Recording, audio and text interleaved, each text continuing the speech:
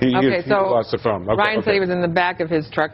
Now listen, not to be crude, but are we to take away from this that Bradley Cooper is now dating Sepp Blatter's sloppy Beckon? It's exactly what we're to take away from this. But you know, most guys would be good with this. This could be sloppy 15ths and they'd take it. Give us a little bit of the premise here. You're basically teaching these high school seniors how to get into a little bit of trouble, or how to do things without getting into trouble, I guess. Yeah. Sorry, I just woke up like 5 minutes ago. Oh, you were sleeping? Hell yeah. Dude, it's like 6 o'clock over here. Jesus Christ. Well, we appreciate It's very early, and I'm very tired. You know the Warriors won the fucking championship. Okay, we gotta go. I just said that for it. Very good. Thank you. We're gonna go now. Okay, back to me. Back over here then. Okay.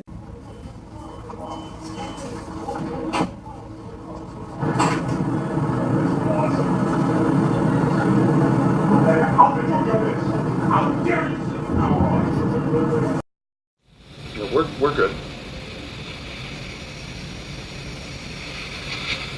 Really tan.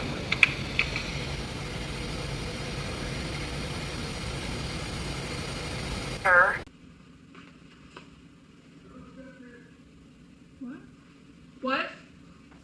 Oh, you can step in. He's gonna check your shot. Oh, okay.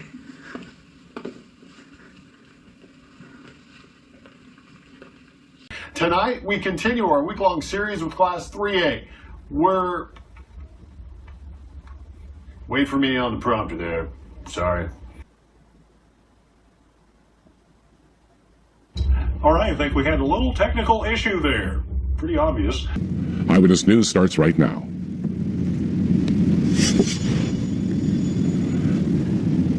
And good evening, our top story tonight.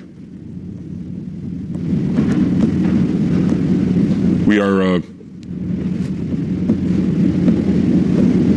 Bushnell Park went pink today for the Susan Komen of Connecticut annual race for the cure, and what a cancer survivor is saying tonight about the amazing event.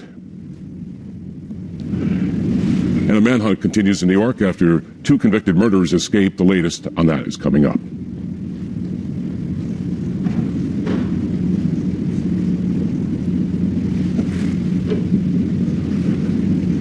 Now to a 5 Cares event, an overwhelming show of support as thousands take part in the Susan Komen Connecticut Race for the Cure in Bushnell Park this morning. The annual event helping those battling breast cancer and celebrating survivors. Channel 3's Eyewitness News reporter Sajata Jan has that story. And we're going now right to Hartford, and Roger Susannon is live in Hartford, where they just had a big event in Hartford. Roger, you're talking. Does this offend you? It's the Confederate flag. Is it a symbol of Southern pride or a symbol of hate? And then, what about this? Does this offend you? This word. President Obama said it out loud in an interview, and a lot of people are shocked. This shouldn't happen to anyone. The whole thing that we have been talking about is whether this is terrorism or not. And I think it is terrorism. By any stretch of the imagination, you can understand that people are upset. But, you know, we're going to continue to talk about that. The president himself said he's angry today. Right.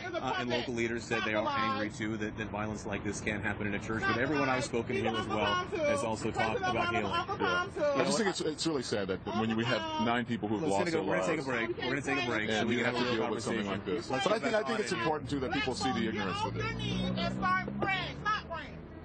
An unnerving sight today at a London Gay Pride celebration, an ISIS flag among a sea of rainbow colors.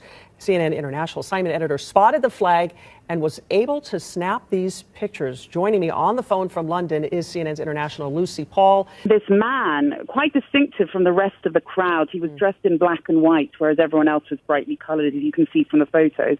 This man dressed in black and white was waving what appears to be a very bad mimicry, but a clear attempt to mimic the ISIS flag, the black and white flag with the distinctive lettering. I mean, if you look at the flag closely, it's clearly not Arabic. In fact, it looks like it